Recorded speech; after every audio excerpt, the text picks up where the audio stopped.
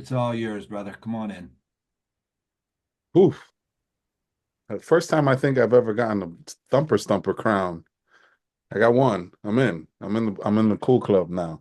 Um, Thank you, Eric. Thank you for that introduction. Thank you to all you weirdos who keep coming to hear me over and over again. I don't know what's wrong with you guys. There's got to be something better to do on a Sunday night. The Knicks are playing, right? Like that's how you know I love Eric because the Knicks are playing and I'm here, right? Um, My name is Matt. I'm a recovered alcoholic. And when I say recovered, I don't say that because it makes me better than or more spiritual or cooler than or part of some exclusive club within the club.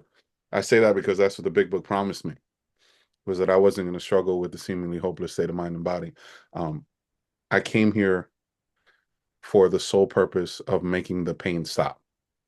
Um, I came here because I wanted the heat off my back. I wanted the world to think that I was doing something altruistic to try and make myself a better person. And I wanted to stop feeling the way that I did. And I thought that the first step to do that was that I needed to stop drinking. And when I got here, what you guys offered me was a spiritual experience. And on the other side of that spiritual experience, a byproduct that came of it was that I don't want to drink. I don't think about drinking and I don't think about not drinking. It's just not a thing. Right. And so Eva and Tyler and Stephanie and the people who are all brand new here, I promise you with every fiber of my being that if you stay here long enough and you align yourself with the right people and you keep an open mind, if you can be willing, that there is a freedom that you never thought possible available to you. There is an experience here that if I tried to put it in words, it would cheapen it. Right. I took a really good friend of mine through the steps a few years ago. And after we finished his fifth step, that he took him like 2 months to write a fourth step. Don't ever take 2 months to write a fourth step. It took him 2 months to write a fourth step, and I listened to his fifth step on a Sunday afternoon, and I gave him the instructions that the big book said. I said, go sit and for an hour and meditate on the first five proposals, see if you left anything out, see if you're ready and willing to go forward, and then when you're done, we'll talk about six and seven. And he calls me. He lives in my neighborhood, and in my neighborhood there's a maritime college that the state of New York runs. And it's on this beautiful peninsula right underneath the bridge. It's a gorgeous campus. It does not feel like you're in the Bronx. And he went there and he rode his bike there and he sat by the water to do the meditation. And he calls me when he was done and he was in tears. And he says, Matt, I can't explain what I'm feeling right now. I said, good, don't try. Go enjoy it. Bye. Call me later. Because I can't put words to the spiritual experience. I can't put words, and I can be pretty damn eloquent. Sometimes I even might fancy myself a poet, and I can't put words to the experience of an encounter with God one on one intimately. It just doesn't, words don't do it. And so a little bit about me. My sobriety date is May 19, 2016. Actually, the last time that I spoke here was on my anniversary earlier this year when I celebrated 8 years. My home group is the world famous, greatest meeting in the history of Alcoholics Anonymous, the Bronx Big Book Study. If you have not come to that meeting, you should, because it comes on right after this one, 9 o'clock, 365 days a year. We read the big book line by line. Um, and I'm going to tell you guys the story of how that came about. I don't know what I'm going to talk about. I don't ever know what I'm talking about. I don't come here with a can talk. I don't have bullet points for you. I say a prayer before I get up here. It used to be something really simple as God, you're up. The one that I've been fancying lately is God, quiet my mind and open my heart. Because I know that when I'm thinking from my mind about what I'm going to say, what I'm planning to sound good or sound spiritual, when I'm trying to impress you, that's not going to do anybody any good. What I want to talk about is my encounter with God. That's my goal. That's my purpose from this podium, is to talk about how I came and how I nurture and grow my relationship with God. Um, and the only reason that I know that Alcoholics Anonymous exists uh, is because I used to go rock climbing. I still fancy myself a climber, although I haven't climbed much since Summer Grace was born. She's my 4-year-old maniac princess. We'll talk about her at some point or another. Um, and In 2004, maybe 2005, I was climbing with my friend Mike. Mike, just for, I'm going to give you the end of the story. Mike just celebrated 20 years sober So we can Tarantino it back to that car ride. And so Mike was my climbing buddy. I introduced him to rock climbing. And so I had all the equipment, I had all the experience, I did the leading. Mike's job was to drive uh, and make sure that I didn't die, which is belay, control the rope as I'm climbing ahead. And the agreement was always we'd leave at the crack of dawn so we could climb from sun up to sundown. And this one particular day, Mike was like, "We got to cut out early," and I wasn't too happy about that. And I said, "What's going on?" He said, "Well, I'm trying to get sober, and I got to make 90 meetings in 90 days," is what my sponsor told me. And I said, "Okay." And so we get in the car and we're driving home, and there's a blue book on the dashboard of his beat up old Nissan Frontier pickup truck. And so I pick up the big book and I start flipping through and I'm picking his brain and I'm like, dude, what's this all about? Like this sounds crazy. And he says about God. Now I don't know. I don't even think he had 30 days sober. And he says it's about God, Matt. He says, I don't know much about it, but I know that you got to find a relationship with God, and that's the only way you can get sober. It doesn't matter what you call God. It doesn't matter if you find God in a religion or don't. It doesn't matter what you call God. You just got to get to know God. Um, and I said, okay. 10 years later, my life had fallen apart. And my life had fallen apart because I'm an alcoholic, not because I drank alcohol. Right? My life fell apart because I suffer from alcoholism, and the things that make me an alcoholic uh, came to light because I tried to treat my own spiritual condition, my own human condition, my own existence with alcohol because I had no idea how to handle adult life. I had no idea how to be a dad. I had no idea how to tell you that I was going to do something and actually follow through. I had no idea how to keep commitments in relationships. I had no idea how to love, how to empathize, how to be patient, how to be compassionate. I had no understanding of human emotions, none whatsoever. I was a child in a man's body and a scared little boy at that. And everything about me would tell you that if you got anywhere close to beneath the surface, but on the outside, I could pretend really well. And most of that pretending involved me being a pathological liar, me telling you whatever you wanted to hear to get what I wanted.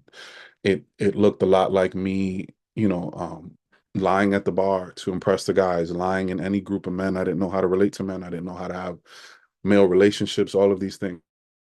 And what made all of that okay was drinking. What made all of that easier to do was drinking. What made all of the noise in my mind stop was drinking. And I think I didn't even realize how noisy my mind was till it quieted down for 5 minutes. And in 2012, I went to a meeting um, because I knew that that's where you go when you have a drinking problem. And I went to a meeting because my mom said, I think you have a drinking problem. And my mom was all I had. My dad was a crackhead who got caught up in the crack epidemic of the 80s, and he was murdered a few blocks from my home a month before my seventh birthday. I don't need any sympathy for that. It was a long time ago. I've worked through my resentments. I've worked through the harms that I've caused his name and his legacy over the years. I've forgiven him and I've forgiven myself. What I still struggle with and what I need sympathy for is that when the old man kicked the bucket, he left me alone in a house with 9 women. 9 of them. I was raised in a coven. And they hate when I say that joke, by the way. They also hate when I tell my mother that she was the queen mother, the matriarch of the coven. Um, and so I didn't know how to relate to men. So when I became an adult and I'm working at the time I was working as a paramedic in the city of New York. I was a college graduate. I thought I was hot shit. And here alcohol is taking my life, taking the quality of my life away from me faster than I can keep up. And my mom, whose alcoholic mother died from a heart attack when I was 5, whose man was murdered because of his life in the drug world when I was 6. Uh, and my cousin Becky. It was only six of us cousins on my father's side. She took my cousin Becky in because her mom was also on drugs, and Becky died from AIDS that she got from IV drug use. And when my old man died, she picked up a second job as a nurse in a drug rehab. And so if anybody had the pedigree to spot an alcoholic, it was my mom. And I argued a million reasons why I was an alcoholic, but I found myself in a meeting nonetheless. And in that meeting, I introduced myself and I said that if I knew for sure that if my girlfriend would act the way I needed her to act, that I wouldn't drink the way that I do. And I believe that. I believe that I even ran that same script again at a men's meeting, thinking I had gone to the He-Man Woman Haters Club like little rascals, and nobody applauded in that meeting either. And and then I stormed out of the meeting. And I tell this story because it's really important. And a guy chased me out. He told me, he said, Matt, if you don't get a sponsor in this deal, you're screwed. And what went through my head was all of these external accomplishments that I had made. I was a college graduate. I was in the best shape of my life. I was trained to be a firefighter. Right. I wore a uniform for the city of New York. I had a nice car. I had a pretty girlfriend. I took care of my kid. I had an apartment, all of these things. And what came out of my mouth to him was, you don't know me. Because I fell victim to the delusion that because I was able to apply intellect and will and discipline and manipulation and smarts and all of these other things to certain areas of my life, that somehow, some way I'd be able to do this thing on will and discipline alone. And that just doesn't, it's not applicable here. Right. Because the problem is not that I don't have will or discipline. The problem that I have when I find myself here is that I don't have access to power. So it doesn't matter how much will and discipline I can muster up for other areas of my life. I just can't seem to do it here. And that was 2012. I told you that my sobriety day was May 19, 2016. I came in and out for years. In 2015, I came here because I really wanted to be here. Um, because the course of my drinking looked a lot like me saying, if it interfered with this or that, I'll get help. Drawing a line in the sand and then stepping over that line and drawing another one. And I came here in 2015 and I wanted to be sober so bad. I wanted to stop disappointing people. I wanted to stop feeling the way that I felt. Um, and I wanted to be the dad that my kid needed. When I got here in 2015, by that point, I was a single dad. My son's mom had been in and out of his life for many years. And at this point, she was out. And it was my 31st birthday. It was a Tuesday. It was my day one, March 10th, 2015. And I took my son to a jiu-jitsu class that Saturday that I've been promising to take him for a long time. And I, my son's built like a lollipop. He's still built like a lollipop. He just has broccoli hair, like all the kids now, right? They all have the broccoli curls. And we walk into this jiu-jitsu class and they give him a practice uniform for his first day and they pair him up with this chubby little yellow belt. And she picks him up off of his feet and she slams him on that big old Ecuadorian waterhead of his. And before he can even like get his bearings, she picks him up and she slams him again. And then this time when his head hits the mat, he looks up at me. He's got the biggest, stupidest smile I've ever seen on his face. And I start crying. Bill talks about for a moment, I needed and wanted God. And he came in that moment, I understood that I needed to get sober if I was going to be this kid's dad. I needed to get sober if I was going to show up for him. I needed to get sober if I wasn't going to be my dad. And I was drunk that Friday. Right. And the book talks about frothy emotional appeal seldom suffices. The love of my kid is never going to be enough. His mom begged me over the years to not drink. My mom begged me over the years not to drink. The guys at work begged me to not to drink, telling me all of these different things. And it's never going to be enough. If I don't have a spiritual experience between me and the next drink, my step one truth is that I'm going to drink, not that I can't drink. And so for a year, I found myself doing this dance of 90 days. And now I found myself coming to meetings and lying about my day count. And something happens with the love that you guys offer me. Dishonesty starts to taste funny in my mouth. And I need to be honest with the people who keep welcoming me back every time I come in. I say, I got 3 days back, 5 days back. Something happens when I sit in a meeting of Alcoholics Anonymous and I hear somebody pour their heart out and talk about all the vulnerable stuff that I was never able to. And it gives me license to be me and it gives me license to be vulnerable. And I start doing that. And I walk into meetings. And there was a guy who I found out after the meeting that lived next door to me. And I was in a meeting on the Upper East Side of Manhattan, which is about 15 miles from where I live. And I'm sitting in the meeting and I'm itching. I'm itching to raise my hand and say something spiritual that I heard at another meeting and regurgitate it like it was my own original thought because I love people coming up to me after the meeting be like, wow, man, you got 20 days. You sound amazing. I really wanted you guys to like me. And instead of that coming out of my mouth, I raised my hand and I said, hey guys, I got 4 days. I've been lying to you this whole time. And I remember Leroy, who never said a word, he puts his hand on my forearm. He was sitting right next to me, puts his hand on my forearm, and he says, that's good, Matt. That's good, Matt. You got to get honest, Matt. And I was the kind of person who would take a lie to the grave rather than admit that I lied. And things started to open. I started to crack open just enough. And I was going to these meetings and I was doing what you said. I'd even made it a couple of times all the way up to step 7, but was never willing to start making amends. And I wasn't ever completely honest on my 5th steps with my sponsor. And you guys, not you guys, definitely not you guys, but people in Alcoholics Anonymous were giving me the advice of just don't drink and go to meetings. They were telling me to put the plug in the jug. They were telling me to just join the no matter what club.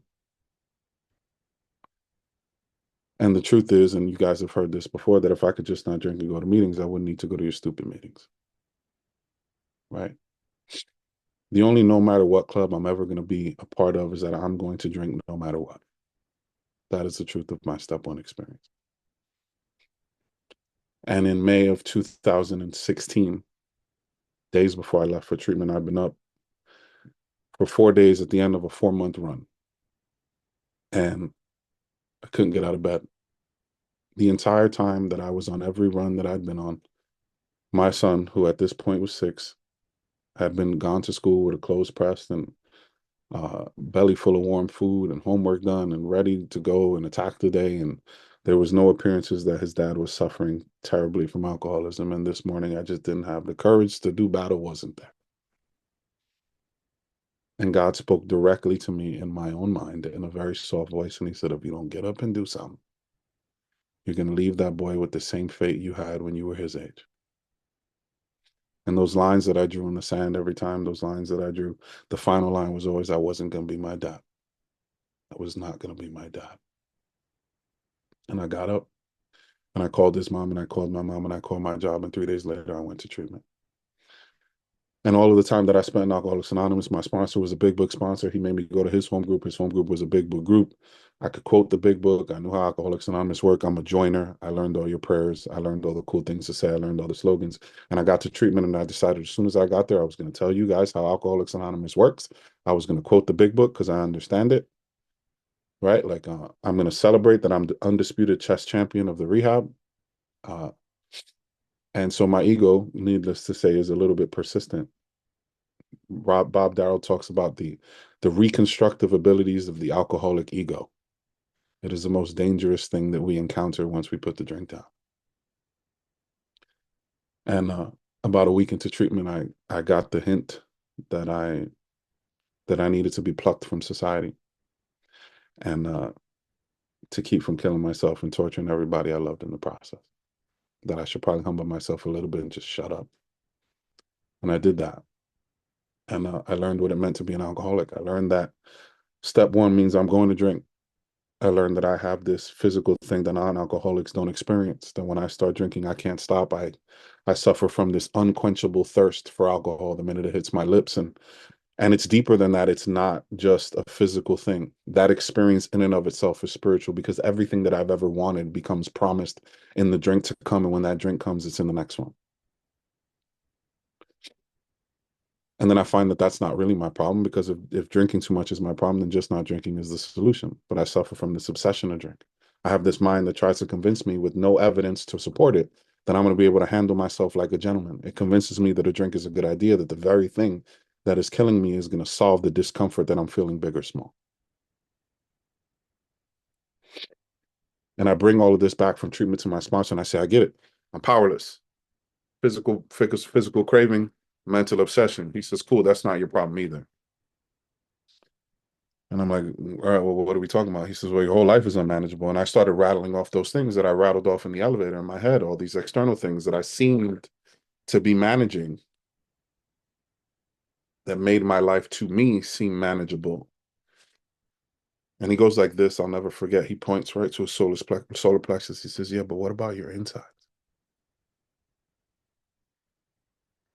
And he reads off the bedevilments and he has this, and I have this experience. So you're having trouble with personal relationships, controlling your emotional nature, Feeling of uselessness? Are you full of fear? And it's like, check, check, check, check, check. And he's like, guess what, kid? That's the best that you can do on your best day. And I'm like, wow, that's a pretty terrible diagnosis. He says, and that's why you drink, because that's what you're dealing with. And I walk out of that session with him like crushed. And I tell you that if your step one experience doesn't crush you a little bit, go back and have another one, because it's a pretty scary and terrifying diagnosis. What powerlessness and unmanageability really like. So if I do, when I start to realize that I don't have any choice in the matter, I'm going to put the drink in my face, right? And I go to a meeting that night, 10 p.m. meeting, and I hear my now friend Chris. I was just at his wedding. He just celebrated 11 years sober, and Chris says, "When I was out there trying to kill myself, God brought me here. So now that I'm here, why would I question for a second if God's going to see me through?" And that, which I only understood in retrospect, was the beginning of this step two experience for me. Because what happens is I start to realize I didn't bring me here. I didn't make a decision to stop drinking any more than I made a decision to drink. I was separated from alcohol, like Bill talks about, like a lot of people introduce themselves, right? I was struck by grace. Because I'll tell you, I have an atheist friend who used to tell me, Matt, you still go to those meetings? You don't need to go to those meetings. You understand that one day you made a decision to stop drinking, you stopped drinking. And I said, Jules, yeah, I made a million decisions to stop drinking, and 1,000,001 times I found myself drunk. I don't have the power to do that. And all of a sudden, I'm sitting in a meeting and I'm 30 something days sober. And I hear this man say something that makes just enough sense to me that I'm sitting in that chair because for whatever reason, God put me there. And if I'm going to make it through, God's going to do it. I can't. And I start that experience by subtraction, this addition by subtraction. In the vacuum of me not being a viable solution to the problem, I create just enough space for God to make a beginning in my life.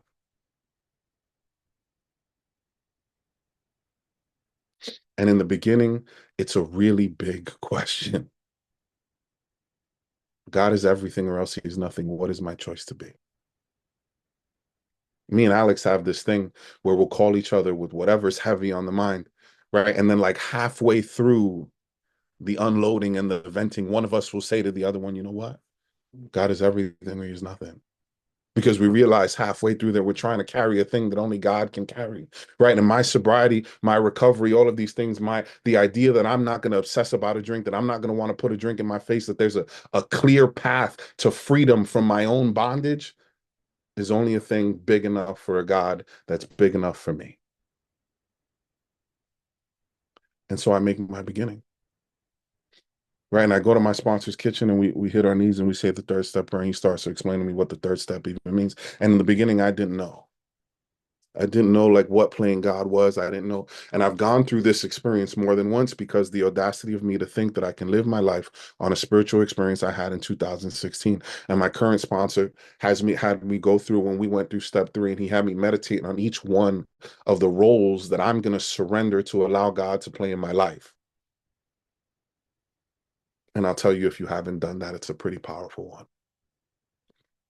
Because if I ask myself, if I'm going to quit playing God, if I'm going to quit trying to direct the show, if I'm going to stop writing you your script and writing you a role into my life and assigning myself a role in yours, then guess what? What's God going to do now? Well, if God's the principal and I'm his agent, then that means that I take my assignments from God. That means when I go out in the world, I represent God. What does that look like? If I ask myself right now, right here, at whatever time it is on this Sunday evening, how do I look when I go out in the world? Am I representing myself as an agent of God? Right. It says God's going to be the director, which means that I just play the role that he assigns. It said God's going to be my employer. So that's no wonder by the time I get halfway through step nines, it tells me I'm not going to have any fear of economic insecurity, because as long as I'm doing my job, which is what the promises tell me, that if I do my job, God's going to do his job, then I don't have to worry about my resources. God's going to give me exactly what I need to get through whatever I need to get through, whether that be financial or otherwise.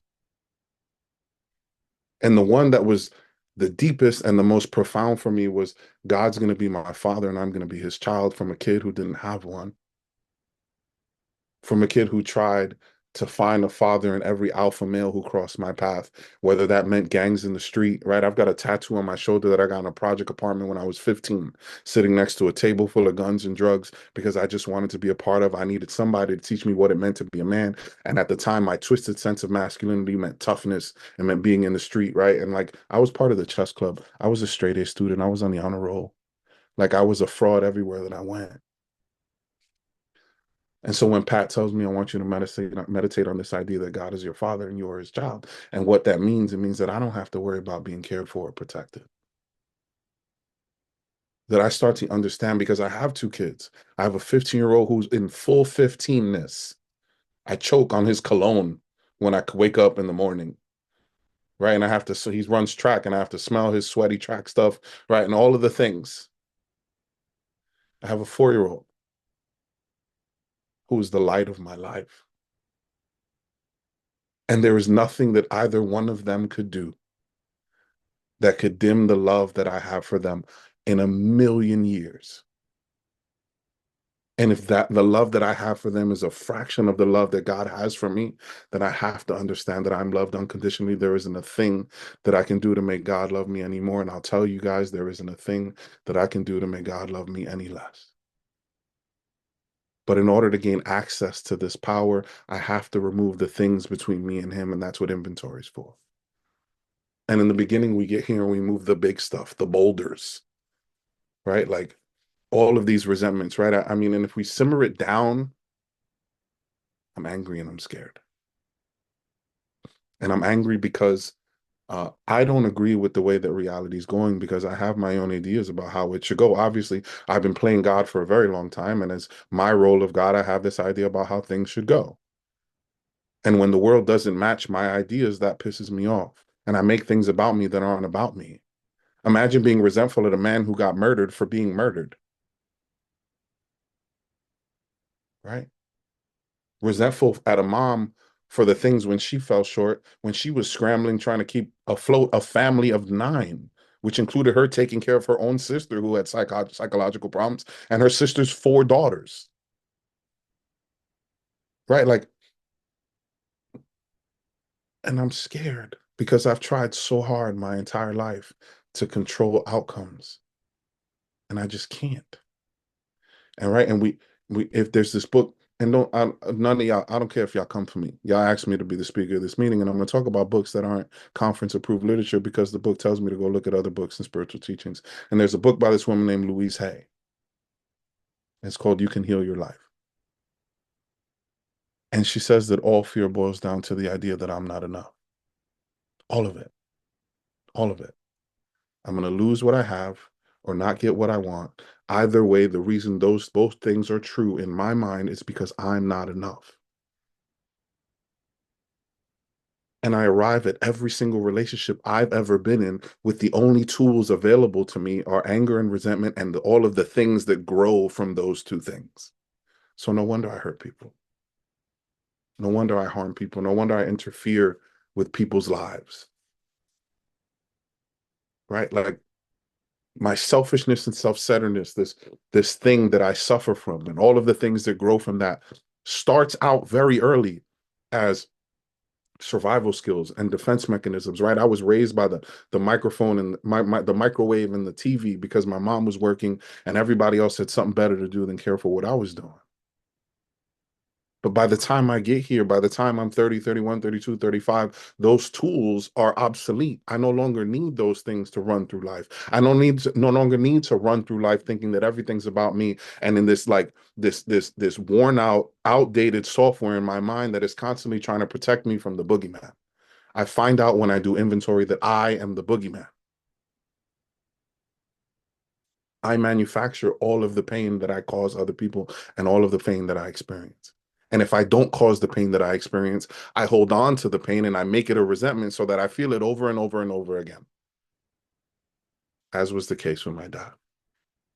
And the guy who can't relate to men, who doesn't know how to talk to men, be honest, look a man in the eye, give a firm handshake, not an honest one, has to sit with another man in step 5 and offer his truth. And that truth is is terrifying.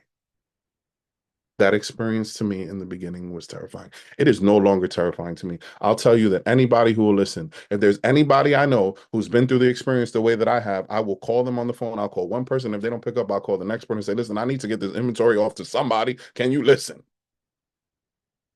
Because I don't want to live with that here. If the ultimate goal for me is less Matt, more God, then every time some Matt reveals itself, then I've got to put it on paper, I've got to examine it, and I got to share it with somebody, I got to offer it up to God in that exercise. And I learned about the patterns in the beginning, and there was some truth that happened when my sponsor says, you know, that's not who you are. Those are things that you've done, those are feelings that you've had, those are misperceptions you've lived by.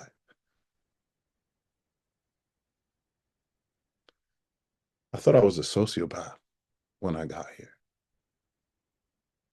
One of my old college professors who I told that to, he says, what does your sociopathology look like? I said, it hurts. I hurt people and I don't care. He says, you don't care? Then why are you talking to me about it? What do you do? I said, well, usually I go into a depression and I like get drunk and high and I watch Netflix for days on end.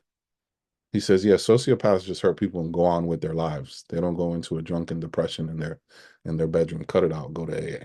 So I did. And the very first time that I went through the fifth step, my sponsor sent me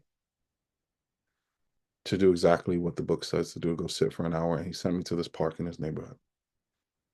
And and I sat in the park and I couldn't hear anything that was going on because I was in my head. And my first drink was when I was 12 at my mom's wedding with people who I didn't know, because 80% of the people at the wedding were his family. We had just met my family from Puerto Rico a few years before that. We didn't listen to salsa music, which is what they were playing at the wedding. We listened to, I grew up on Motown and classic rock. And this guy was taking away my mom, the queen matriarch of my coven. And my stepbrother gave me a rum and coke and he told me it would fix me, and it did. And I was dancing and I was speaking my broken Spanish and I was hugging on the guy I hated. And I was able to become a part of life. And I sat in that park wondering where God fit into the equation of my recovery. If I'd been like this for 30 something years, how the hell was God going to change me now? And then God came to me again in words. And he said, you don't have to live like that anymore. And like immediately this vacuum popped in my head and I could hear the kids playing in the park. I'd had like the exact opposite experience of the wedding. Was I was connected to you all in a moment's notice when I accepted God instead of accepting booze. And I became willing to do whatever I needed to do so that God could take these defects away from me, and I don't get to decide. God's going to use what he's going to use when he's going to use it. I don't get to decide. And I went through my amends after we'd done step 7, and I had some really profound experiences with moving into the willingness to repair the damage I've caused, and then having the experience of repairing the damage I've caused. And we finished the steps in short order in about 7 months sober. A friend of mine named Danny says there's some really good big book studies up in Yonkers and in Scarsdale, which are suburbs north of the city. Shout out to Tony Z for Pathway to Power, being one of those groups. And I went up there and they were speaking a language that I didn't understand. And one night I went, and Roy T, if anybody's ever heard Roy T from India speak, he's a phenomenal speaker, and he just happened to be speaking at this big book meeting live. I didn't know who he was. I didn't know that he was this circuit speaker who had this really powerful message. All I knew was there was this very funny man with a very funny Indian accent making the big book sound like nothing I'd ever heard before. And I think he was reading on step 3. And in the 3 pages that he read over the course of the meeting, I had more notes in those 3 pages than I had in the rest of my book combined.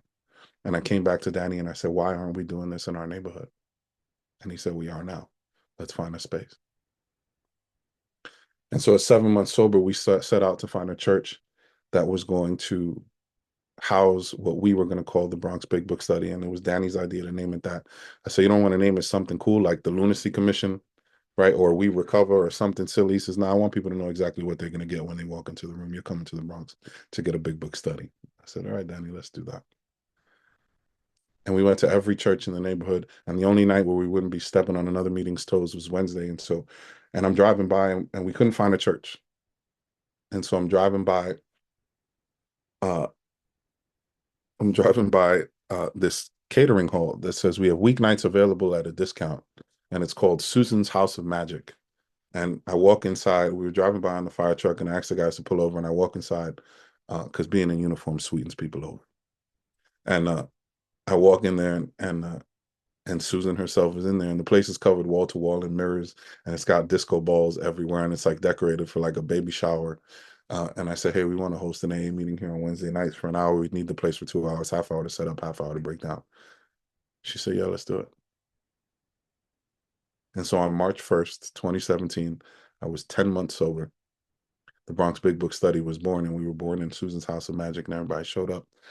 And when I was in treatment, there was a guy named Chris there. And my second trip to treatment, I walked into his office and he said, why do you keep drinking? I said, well, I have a step 3 problem. I keep taking my will back. And he says, no, you have a step 1 problem because you keep drinking. I said, I have a step 3 problem. I understand I'm powerless and I understand that God's going to be the one that's going to restore me to sanity. I just keep making the decision. And he cuts me off in the middle of that. He says, if you know everything that you need to know, how about you get the hell out of my office? And I,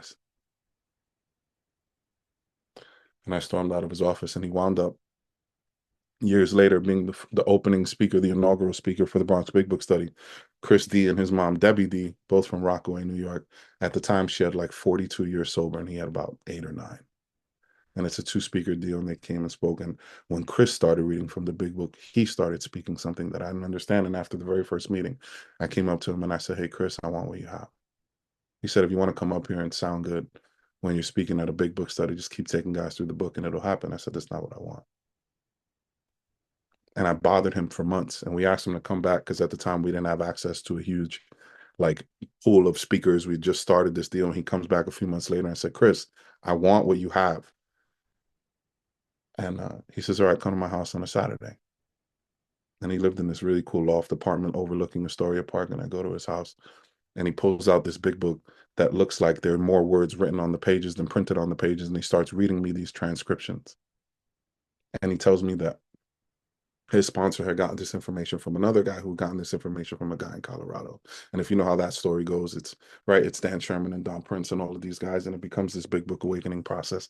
And Chris had me, if anybody knows anything about this, a workbook for this deal. And Chris had me listen to him transcribe everything and write it by hand. We would be in his house on Saturday mornings for 3 hours, but something happened. Something happened when he turned those statements into questions. Something happened when I start to see the big book come alive and it becomes this personal experience. Because what's going to happen, it wasn't preparing me so much for a deeper experience. Although that's what happened, what it was preparing me for was to offer somebody a clear path through the big book so that I could hold their hand just long enough to place it into God so that they would have no question but to find themselves in those pages. And the big book gives you ample opportunity to turn statements into questions. And by the time we got to step 4, this was my second time going through it. All of a sudden, in between the 3rd and 4th columns, there becomes this thing. The realization. The realization that uh, I don't get to be resentful at anybody, right? It talks about in the big book, anger is the dubious luxury of normal men. I don't get to be resentful at anybody or anything because at some point or another in my life, I've done these things to other people, either that person or somebody else. And you know what happened in that moment? The very first time we spoke about the realization, I instantaneously forgave everybody I was resentful at. Shortly after that, I went to a retreat and it was a men's Matt Talbot retreat. And they did this whole workshop on resentment. And they said, I want you to sit for 15 minutes and meditate on somebody you're resentful at. 15 minutes digging through the bowels of my mind. And I could not come up with one person I had a single resentment against. If you don't think that you can be free from resentment, I promise you, you can. If you don't think that you can be free from fear, I promise you, you can. Right? If you think that those things are not possible, then you need to talk to God about how big you think he really is, because I promise you he's bigger than you can imagine. And I've been through that work a few times. And later in my sobriety, did I really understand what it meant to live in step 10, to live there in this place where I'm watching for these defects. willing to repair damage that I caused instantaneously, right? Not when it's convenient, right? Promptly means promptly. And the thing is that if I'm willing to watch, if I'm willing to live in a place daily of prayer, Bill calls it testing my thinking against the new God consciousness within. How connected am I really? Am I taking this thing with me throughout the day? Am I asking God, and this is one of my prayers constantly, if you've never tried this one, I promise you it's a game changer. God, help me to see them through your eyes. I was having a massive argument one time with my ex-girlfriend in my house. And for days on end, we just could not connect. And my go-to is my mouth. It is my weapon of choice. I can cut somebody down. I don't need to use my hands. I'm 220 pounds of muscle. I don't need to use my hands, but I will use my mouth. And every day I was coming in here and I was sitting right at this desk and I was shutting the door and I was saying, God help, God help, God help, God help. And I'd written down, somebody told me to say that prayer on this calendar, which is the calendar is still on like September, but it's covered in prayers, right? And I say that prayer and I walk out into the living room, and I promise you it was a profound experience, because what was standing in the living room shouting at me was not a 30-year-old woman. What was standing in the living room shouting at me was a little girl in an oversized t-shirt, and she was crying and she was scared. And I just held her and I hugged her, and I understood that what she was experiencing had nothing to do with me. Do not discount the power of prayer. And in step 11, I nurture that, right? In step 11, we talk a lot. Yeah, it's the nightly review. At the end of the day, I look for how well I did step 10 throughout the day. And it's not about like this moral scorecard. I'm not looking at for like how well I did as a person. I want to look at how selfish I was and how many times I etched God out of my day. And then I ask God for forgiveness. In the way that I do that, if you've heard me say this before, I say, hey, God, there were a few times today I tried to do your job again and I still suck at it. And I wake up in the morning, consider my plans. I heard a guy in a meeting say this recently. He says, when I wake up in the morning and consider my plans, it's not my plans for what I'm going to do. It's my plans for who I'm going to be. Marty C said that. Who am I going to be? How am I going to avail myself, right, to help God's children and be of service? Not like I got to get the laundry done and I got this deadline to meet. God will handle all of that other stuff, right? And then I get to carry this message to you, right? Having had a spiritual experience from the previous steps, the only thing that I am tasked with doing is carrying the message to you here in meetings, carrying the message to the newcomer when he walks in to the room with two left shoes on and holes in his t-shirt, not knowing which way is up. I get to tell him a story about how I used to put alcohol in my mouth and drugs in my body all the time, and I didn't know how to stop. And now I have this really cool life. And let me tell you a story about how I got here and the God who made it happen. And it doesn't stop there. And I love to do that, right? Like I love my very first sponsee, my very first sponsee who spent years struggling with the fact that he spent the first 5 years of his son's life in and out of treatment and missed the first 5 years of this kid's life. Pandemic shut everything down. This guy was across the country taking this kid. He's a baseball player. He's an ace, this kid, Christian, taking him to every baseball field that was open that he could get a spot in. He shows up at my firehouse with 3 trophies. Two of them were from some little league in Pennsylvania he won. The other one was from a little league that he won when they came back here, when all the fields opened back up. And the third one was for his father for getting Father of the Year. I tell him every time he would come to me crying, I don't deserve to be this kid's dad. I don't deserve this kid. I would tell him, you just keep praying. You just keep praying. And I didn't say a word to him or remind him of any of that. I looked at the trophy and I looked at him and I gave him the biggest hug ever. And I cried, not because I had anything to do with that, but because every time I take someone from the brokenness to the relationship with God, every time I usher them through that process, I get one more reminder that God is here and God is working, and what you guys are offering me here is real. And easy to sound spiritual for you guys for an hour. How am I showing up at work? How am I showing up at home? Last year, I work my butt off. I prayed for a big life, and God delivered. I have a huge life. Last year my mother got her knee replaced, and she just moved into a new condo the same week. She had no idea how she was going to do it. I called every fireman I knew. And I got myself off for 2 weeks straight. And when I was driving her to the hospital, she says, are you gonna be here when I wake up out of surgery? I said, yeah, I'll be there. She said, what about tomorrow? I have one day in the hospital before I go home Sunday. I said, I'll be here all day. We sat there, we played Uno, we hung out, we watched silly movies. The next day I took her home, set up her, and then she got crazy because I was there every day. And then she had me building stuff and painting stuff and doing this and doing that.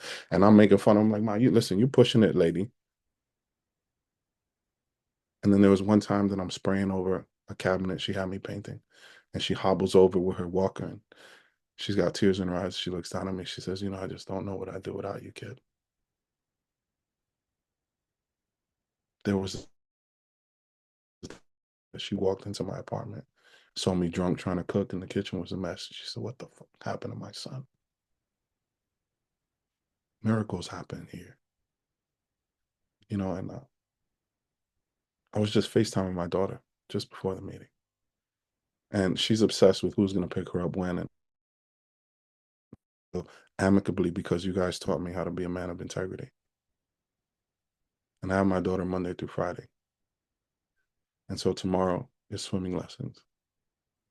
And my mom's taking one of her friends to chemo a few times. So she has one night a week where she spends with my mom, and my mom is not picking her up this Tuesday, so she's picking her up tomorrow and taking her to swim lessons. And so Summer wants the breakdown for the week.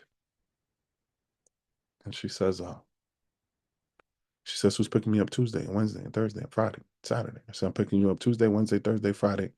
She says, Daddy, can we go to church? We've never been to church together, but we listen to worship music and we talk about God. And my sponsor said, one day, I want you to ask her, just ask her, do you accept God into your heart? And one day we're sitting in the car. I said, baby, have you ever asked God to come into your heart? And she says, without skipping a beat, she says, oh, yeah, I did that already. I did that already. And then she asked me today, she says, can we go to church? I said, you want to go to church? She says, yeah. I'm not going to sing, but I want to watch them sing about God. I said, you ain't got to sing, baby, but we're going. It's a date. The other day, her mom sends me a video of her. She says, Daddy, I really wish I could give God a high five, but I think my hands are too small. I say your hands are not too small, baby. Gotta give you a high five all day, every day. And if you need me to hold you up a little bit just so you feel like you can reach the sky, I got you. I get to be that girl's dad. We have a worship song that we love called Trust in God. And one time I went to the donut shop and ran in to get her a donut. And she couldn't see me. She was mouthing something from the car with the window down. And I came out and I got in the car and we're driving off to swim lessons. And she says, Daddy, that's what I was singing when I couldn't see you. I was singing, I trust in God. How do I get there? How do I get to the place where my instinctual fear or discomfort is I trust?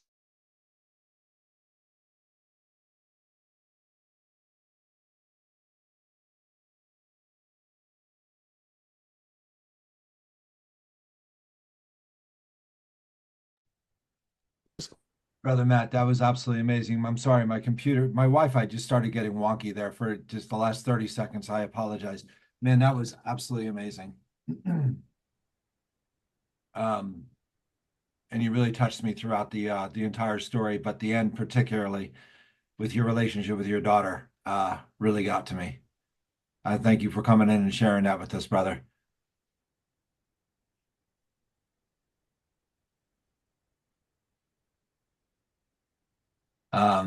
It's not my Wi-Fi, it's just me. I'm jamming up. It's not the Wi-Fi. It's just I'm feeling that one.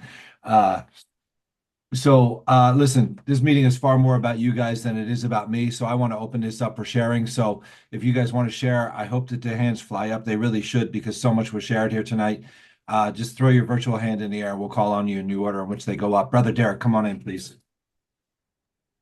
Derek Alcoholic, what up, my people? What up, y'all? Wi-Fi, Wi-Fi, Wi-Fi.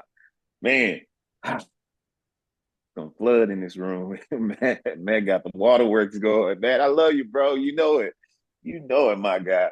You stick true to that fireman thing, huh? You go to work and put out fires and then you ignite fires in the rooms of Alcoholics Anonymous, man. We love you, bro. I just gotta tell you, I love you, doctor. I love you. And I love how you painted the picture of you couldn't get honest, and then how God compelled you to get honest by looking in the eyes of these members of Alcoholics Anonymous. My mom used to beat the life out of me because I would lie, bro. I would just lie. She would be like, "You, Derek, you will lie when the truth will do," you know. And it's amazing how I can look in another alcoholic's eyes and just get compelled to just be honest.